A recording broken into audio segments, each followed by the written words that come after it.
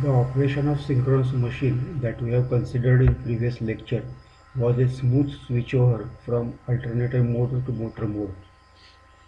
This switchover is considered only for understanding purpose.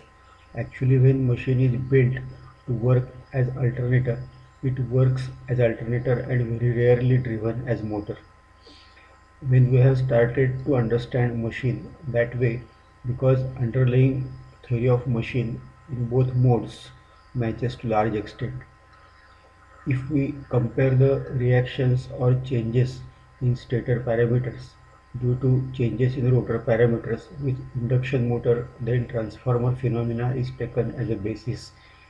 In case of induction motor, that considered as a generalized transformer. But in case of synchronous machine, changes in excitation merely changes the magnitude of induced EMF, phasor E, and location with respect to other phases remains unchanged. This statement is true for both modes of machine, that is alternator and motor. The active component of armature current also remains unchanged with changing excitation, but reactive component of armature current changes.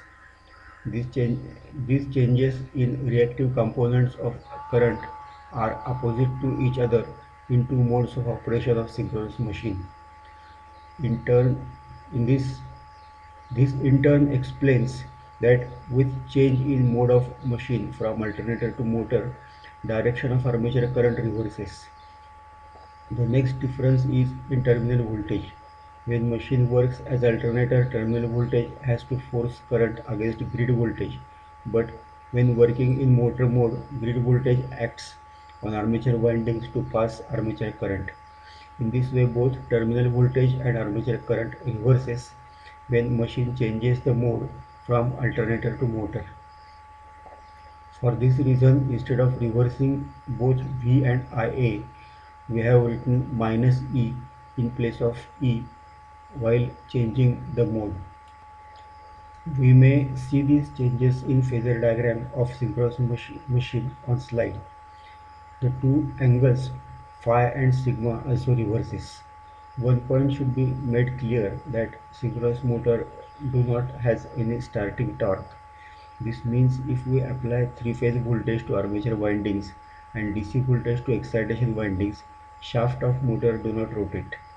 For checking the performance of synchronous motor, we have to drive the motor up to synchronous speed by some external drive.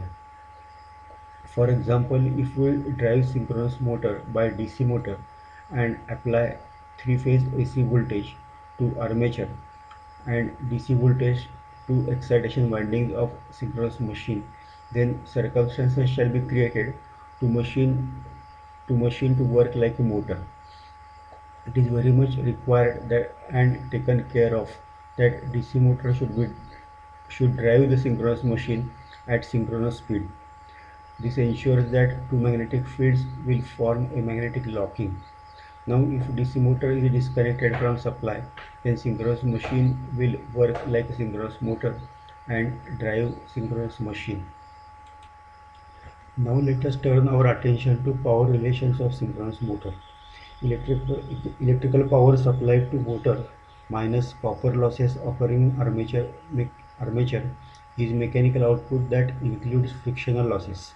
The phasor diagram that corresponds to motor operation has associated three phasor diagrams for underexcited, critically excited and overexcited mode. The current phasor either lags or leads the terminal voltage. This current is resolved into Ia cos phi and Ia sin phi. The equation for mechanical power Pm shown on slide is a difference of input and armature copper losses. If we replace the factor Ia square in this equation by Ia cos phi square plus Ia sin phi square, then equation transforms as it is shown on next line on slide. Now let us replace Ia cos phi by y and Ia sin phi by x. So equation converts as shown on slide. Further rearranging the equation to convert into a form shown on next line on slide, we see that this equation is equation of circle. This transformation is done to know the performance of motor with respect to various mechanical loads.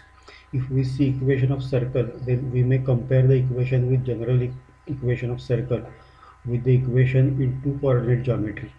This equation is x square plus y square plus 2gx plus 2fy plus c is equal to 0, whose center is at minus g and minus f, and center is at under root of square root g square plus f square minus c.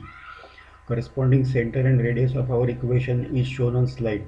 This equation may be used to draw circles for various values of mechanical output. Such a family of circles is shown on slide and is known as O curves.